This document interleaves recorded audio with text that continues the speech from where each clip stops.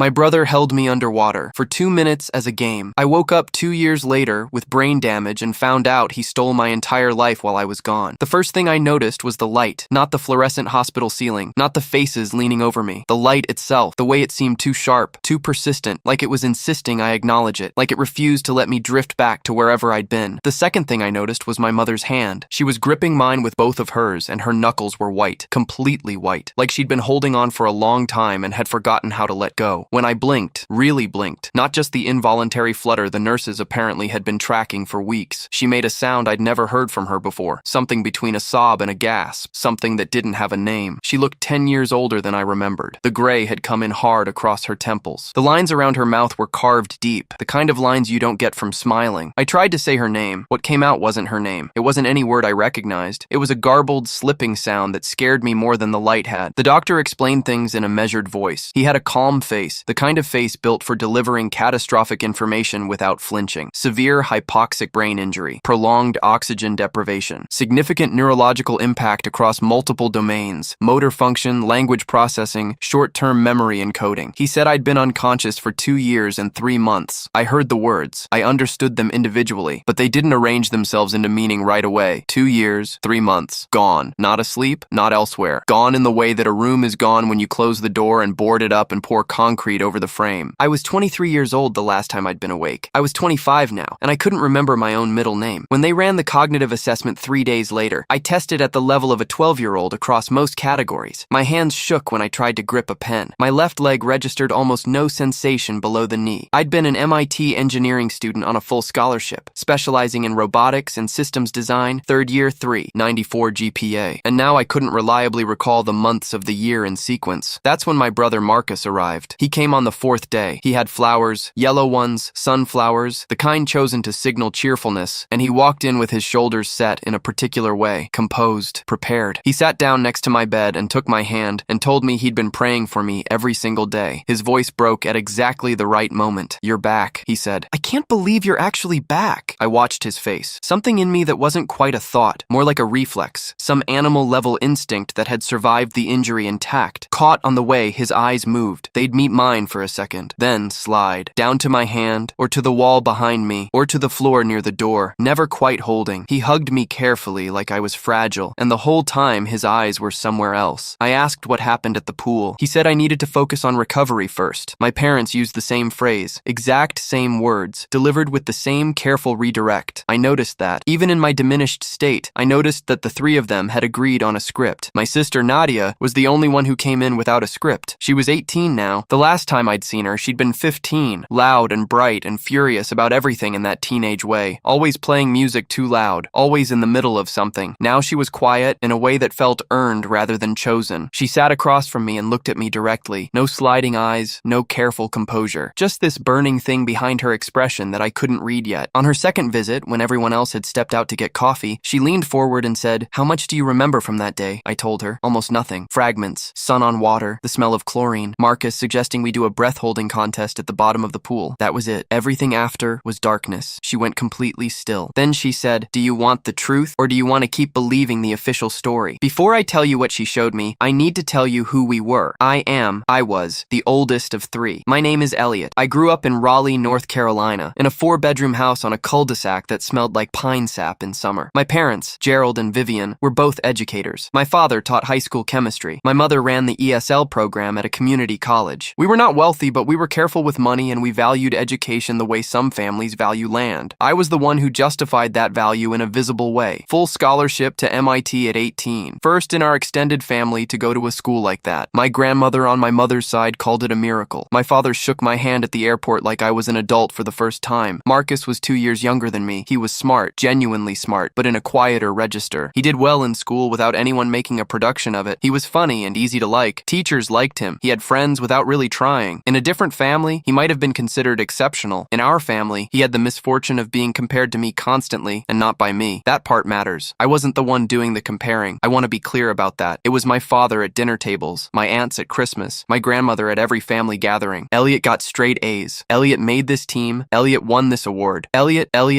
I was aware of it and I hated it, and I didn't know how to stop it without somehow diminishing something that was also real. I tried to deflect, tried to draw Marcus into the spotlight when I could. I don't know if it was enough. Nadia told me later that Marcus once said, when he was 17 and drunk at a party she'd heard about secondhand, that he was sick of watching everyone treat me like I was made of gold while he was just furniture. I didn't know that then. I knew him as my brother, competitive sometimes, moody occasionally, but mine, the person I'd taught to ride a bike, the person I called from Cambridge on Sunday nights when I was homesick, the person I'd invited to the pool party that August, a cookout at our cousin Devin's house in Cary, 20-something people, music, an inflatable cooler full of drinks, the kind of afternoon that feels immortal while it's happening. Marcus had suggested the breath-holding contest about an hour in. I remember him grinning when he suggested it, the way he always grinned when he was about to win something. I remember thinking it sounded fun. That's the last thing I remember. 3 days after I left the hospital, Nadia came over to the apartment my parents had set up for me in Raleigh. Ground floor, no stairs, close to the rehabilitation clinic. It was a Tuesday in March, cold, the kind of gray day that feels institutional. She had her laptop. She sat across from me at the kitchen table and she said, "I need you to see this, but I need you to know that I love you before you do. I need you to hear that first." I told her I heard it. She opened the video file, underwater footage, GoPro mounted on the pool floor looking up, blue tinted, the image slightly warped at the edges, the way underwater footage always is, dreamlike and too clear at the same time. 2 figures dropping into the frame, Marcus and me, the contest beginning. I watched myself at 23, lungs full, body relaxed, floating in that easy, suspended state of someone who's done this before. I watched the seconds pass, 30, 45, 1 minute, and then I watched my own body begin to panic. The subtle shift, the beginning of the involuntary push toward the surface, the natural animal override that kicks in when the CO2 builds too high. That's when Marcus moved. His hands came out fast, grabbed my shoulders, drove me back down. I watched myself fight him, arms thrashing, body twisting, the image slightly blurred by the disturbance in the water. I could see the clarity of the effort. This wasn't someone who'd lost track of the game. This was someone trying to get to the surface and being stopped. He held me down anyway. 90 seconds. The movements slowing, the frantic energy beginning to drain. 2 minutes. My body going slack. 2 minutes and 8 seconds. He released me, grabbed my body, dragged it to the surface, and then, and I've watched this 11 times now, I can tell you exactly what it looks like. He started screaming for help. His face collapsed into panic. He held my body at the edge of the pool and he screamed and people came running like a hero. Nadia paused the video. I sat in my kitchen on a gray Tuesday in March and couldn't breathe. She didn't say anything. She let me sit there. She'd thought about this moment, I could tell. She'd decided I needed silence more than comfort right away, and she was right. My brother had held me underwater until my brain ran out of oxygen. He had stood at the edge of that pool and performed grief for 2 years. At the hospital, at family dinners, in the group chats, probably in prayer groups and with friends, this whole sustained performance of the devoted sibling, while I was unconscious in a bed being kept alive by machines. "Keep watching," Nadia said. She pulled up his social media accounts. I hadn't looked at them since waking. There it was. Marcus, graduation photos. Marcus, at his new job, a prestigious engineering firm based in Charlotte, hired 8 months after my accident. A photo of him accepting a departmental award. His senior thesis, titled, and here my vision went slightly strange around the edges, Adaptive Learning Systems in Autonomous Robotics, a Framework for Real-Time Environmental Response. My thesis, my research, the work I'd spent 14 months developing in a lab in Cambridge. Nadia had contacted my faculty advisor at MIT, Professor Anand Krishnamurthy, under the pretense of verifying scholarship records. He had told her that about 4 months after my accident, a young man claiming to be my brother had reached out expressing a desire to complete my research as a tribute. Professor Krishnamurthy, who was grieving me, who believed I was likely not going to recover, had been moved by this. He'd given Marcus full access. My files, my notes, my annotated bibliography, my draft chapters, everything. Marcus had taken it to a different institution, changed the framing, updated a handful of citations, submitted it as his own work for his senior capstone. It had won a departmental award. It had been the primary reason the Charlotte firm had extended the offer. He had taken my scholarship's entire intellectual foundation and built a career on it. And then there were the texts. Nadia had screenshots, messages from a week before the pool party, Marcus to a friend named Cole, someone I'd never met. The messages started as venting, standard resentment, but they shifted. Around Wednesday of that week, Marcus had started asking specific questions. How long could someone hold their breath before losing consciousness? What actually caused the brain damage in near-drowning cases? How long did oxygen deprivation need to last for effects to be permanent? Cole's responses got increasingly uneasy. Marcus's got increasingly specific. He had researched it. He had planned it. I looked up from the laptop. Nadia's face was completely steady. She'd had months to process this, I realized. She'd found this evidence weeks before I woke up. She'd been sitting on it, alone, in a house with 2 parents who already knew. They saw the video, she said. Dad found the GoPro the same week. Watched it with Mom. I know because I heard them. I was in the hallway. She paused. They decided to protect Marcus, to protect the family, whatever that meant to them. I thought about my mother's hand on mine in that hospital room, white-knuckled, holding on. I wondered now what exactly she'd been holding on to. I want to be honest. My first response was not action. My first response was something closer to dissolution. I spent 4 days barely moving from the apartment. I slept 12 hours and then couldn't sleep at all. I ate mechanically. My rehabilitation therapist came for our scheduled sessions, and I went through the exercises with the body while the mind was somewhere else entirely, running the same footage on a loop. Marcus's hands, the seconds, my body going slack. On the 5th day, I called a lawyer. Her name was Diana Chung. She'd been referred to me by a law professor my father had once known, someone completely outside the family orbit, which mattered. Diana specialized in cases where justice had been deliberately disrupted, suppressed evidence, corrupted investigations, institutional cover-ups. When I came to her office in Durham on a Friday morning, I brought Nadia's laptop and a printed timeline. Diana watched the video twice without speaking. Then she asked, "Why wasn't this submitted to police originally?" I looked at her. "Because my family chose him." She was quiet for a moment. Then she leaned forward and told me something I hadn't known. The statute of limitations clock in North Carolina is paused, legally told, when a victim is incapacitated and unable to advocate for themselves. I had been in a coma for over 2 years. The clock had barely moved. We had time, and we had everything. She asked me what I wanted, not what I was entitled to, what I wanted. I told her I wanted him to stand in front of a court and have someone say out loud what he'd done. I wanted the record to exist. I wanted the version of events that my parents had chosen, the accident, the terrible accident, Marcus the hero, to be formally, publicly, irrevocably replaced. Diana said, "Then let's build the case." Over the next 6 weeks, we did exactly that. Diana worked with a digital forensics consultant who authenticated the GoPro footage and established that the file metadata was unaltered. She obtained the text messages between Marcus and Cole through a preservation order. Cole, it turned out, had kept them and had never felt good about what he'd stayed silent on. He agreed to speak with investigators. Professor Krishnamurthy, once the situation was explained to him in full, was devastated. He submitted a formal statement to the university and to Diana's office detailing the access he'd granted and the misrepresentation Marcus had made. The Charlotte firm was notified. Marcus didn't know any of this was happening. He was still showing up at family dinners, still texting my mother, still, I was told, occasionally posting about my recovery on social media, thoughtful little updates, carefully worded, casting himself as the faithful brother cheering from the sideline. I didn't attend those family dinners. I was done with that table for now. What I did do, I went to my sessions. I worked. I spent 3 to 4 hours a day in cognitive rehabilitation, memory exercises, language processing drills, fine motor retraining. I got a second assessment 6 weeks after waking, and my scores had improved measurably. Not restored, not back to where I'd been, but moving. The neurologist used the word plasticity, the brain finding new routes around the damaged ones. I held on to that word like something physical. I was rebuilding what he'd taken, one session at a time, on a foundation he didn't know was closing in underneath him. My parents found out about the case through Nadia. She told them directly. She sat them down in their kitchen on a Sunday evening and said that Elliot had hired a lawyer and that charges were going to be filed and that they had a choice to make about where they stood. My father's first response, Nadia told me later, was to ask if there was any way to handle this privately. My mother started crying immediately. Neither of them asked how I was doing. I spoke to my mother once during those 6 weeks. She called me on a Wednesday night. She said she was sorry. She said she'd been terrified. She said she hadn't known what to do. She said my father thought that putting Marcus away wouldn't give me back what I'd lost, and she'd let herself believe that because she'd needed to believe something. I listened. I didn't argue. I told her I understood why she'd been afraid. I told her I didn't understand why she'd made the choice she had. She said, "He's my son too." "I know," I said. "So am I." I hung up. I didn't call back. My father didn't call at all. What I hadn't expected was Devin, my cousin Devin, whose house the party had been at, who'd been 27 that summer, who I'd always liked in that uncomplicated, easy cousin way, called me out of nowhere on a Thursday afternoon. He said he'd heard from Nadia what was happening. He said he'd been wondering for 2 years whether to say something. He told me that Marcus, about 3 weeks after my accident, had come to Devin's house alone, said he needed to get the GoPro footage before Devin uploaded it anywhere, said the family wanted to keep things private. Devin had handed it over without question, assuming it was about grief. He hadn't known what was on it, but he'd thought about that request for 2 years. Thought about the specific panic underneath Marcus's composure when he'd asked for it. Devin gave a statement to Diana's office the following week. "I should have asked more questions," he told her. "I've had to live with not asking." The arrest happened on a Thursday morning in May. Marcus was walked out of the Charlotte engineering firm in handcuffs at 9:47 a.m. Nadia was parked across the street. She'd driven from Raleigh the night before and slept in her car for 3 hours. She filmed it on her phone, not for any social media purpose, and she never posted it, but because she needed to witness it. She needed to have it. She sent me the video that afternoon. I watched it once. His face said everything. It was the face of someone who had genuinely believed believed in their own escape, not guilt interrupted. That would have looked different. This was the face of a man confronting an impossibility, the reality that he had not, in fact, gotten away with it, that the story he'd been living, Marcus, the tragic survivor, Marcus, the devoted brother, Marcus, the gifted engineer, had an end. I didn't feel triumph watching it. That surprised me. I'd expected something more dramatic from myself. Instead, I felt something quieter, something in the region of profound tiredness. His lawyer contacted Diana's office 48 hours later offering a plea. Diana outlined terms. Marcus ultimately pleaded guilty to assault inflicting serious bodily injury and to academic fraud, a separate proceeding but connected. He received 4 years in state prison. The Charlotte firm terminated his contract and initiated their own civil action for fraud. The university rescinded his degree. Professor Krishnamurthy worked with the MIT Graduate School to formally posthumously credit my work to my name. It was published eventually in an academic journal under Elliot Reeves, the original author. My name on my own work. It sounds like it should be a small thing. It wasn't. The civil case against my parents, for suppression of evidence, complicity after the fact, was more complicated. Diana was honest with me about the likely outcomes. We filed. It moved slowly. I don't know yet how it resolves. I know that my father hired his own attorney and initially planned to fight it. I know that something shifted in him over the following months. He and I have not spoken. My mother has written me 2 letters. I haven't answered either one. I don't know if I will. I'm still working out what I owe them, if anything. I'm still working out what I owe myself. Nadia moved in with me for 4 months after the arrest. She slept on the pull-out couch and drove me to rehabilitation 3 mornings a week and made a lot of pasta. She was finishing her first year of college remotely. She'd chosen pre-law. I didn't ask her if Marcus was the reason. It seemed obvious, and I figured if she wanted to tell me, she would. One evening in July, we were sitting on the small back patio of my apartment. Plastic chairs, a string of lights I'd hung mostly for the project of it, a warm night that smelled like cut grass, and somewhere nearby someone grilling, and she said, "I need to tell you something." I waited. "I found the video 8 months before you woke up," she said. "I went through Devon's cloud backup because I had a feeling about something and I found it. I spent 8 months knowing what I knew and living in that house. 8 months, 17, 18 years old, eating dinner across from 2 parents who'd made their choice, and across from a brother who'd done what she'd seen him do on that screen, going to school, doing her homework, existing in a family that had sealed itself around a lie. Why didn't you go to the police yourself?" I asked. I thought about it. Every week I thought about it. She looked at the string of lights. But I kept thinking, what if you woke up? What if you were the one who got to make this choice? It was yours. It should be yours. I sat with that. Also, she said very quietly, I was scared. I was scared of what would happen to the family. And then I was ashamed of being scared. And then I just decided to wait. You did the right thing, I said. I waited a long time. You were 17, I said. You did the right thing. She nodded. Neither of us said anything for a while. The grill smell drifted over. Someone laughed somewhere down the street. What I keep coming back to when I think about all of it is a particular fact. My brother sat across from me at Christmas when I was 19 and he was 17, and we watched a movie together. I don't even remember which one. And we fell asleep on the couch, and my mother took a photo of us sleeping and put it in a frame. It's probably still in her living room. I don't know. That person existed. That night existed. Whatever happened in the years between that night and the pool party, whatever resentment built in him, whatever I failed to see or failed to interrupt, it was real. The brother on that couch was real. I grieve him. I know that sounds strange. I grieve the version of him that might have existed if something had been different, if my family had been less comparatively cruel, if he'd said something, if I'd noticed more. I'm not assigning myself responsibility for what he did. I know better than that now. But I've sat with enough of this to understand that human beings rarely become capable of what he did without years of something corroding underneath. That doesn't change what he did. Nothing changes what he did. I am 26 years old now. I do not look 26. I look a little older, I think. Something in the eyes. My left leg has sensation again, intermittently. My language processing is close to what it was, though I still lose words sometimes mid-sentence and have to stop and wait for them. I've been told I may recover most of what I lost over years. I've been told I may not. I've started auditing an engineering course online, not for credit, not toward anything formal yet, just to see if the thinking is still there underneath. So far it is. Different in texture, slower, but there. I had a conversation with a fellow patient at my rehabilitation clinic, a woman named Patrice, 64, recovering from a stroke, fierce and funny in a way that made me look forward to Tuesdays. She told me once that loss is not the opposite of living, that the two can coexist without one canceling the other. I've thought about that more than almost anything else anyone has said to me since I woke up. My brother held me underwater for 2 minutes because he couldn't find another way to stop being in my shadow. He then took 2.5 years of my life and my intellectual work and my future and tried to wear them, and he almost got away with it. He would have if a 15-year-old girl hadn't had a feeling and the courage to wait. The story I was supposed to have, the MIT degree, the career in robotics, the apartment in Cambridge, the particular version of adulthood I'd been building toward, that story ended at the bottom of a pool in Cary, North Carolina, on a Saturday in August, at the hands of the person I'd trusted most. I'm not not going to pretend that doesn't matter. I'm not going to perform gratitude for the lessons of suffering. I'm not going to tell you that everything worked out the way it was supposed to. But I am here. I woke up. My name, all of it, middle name included, came back to me on a Tuesday morning 6 weeks after I left the hospital, whole and sudden and mine. That's something. That's something he couldn't take.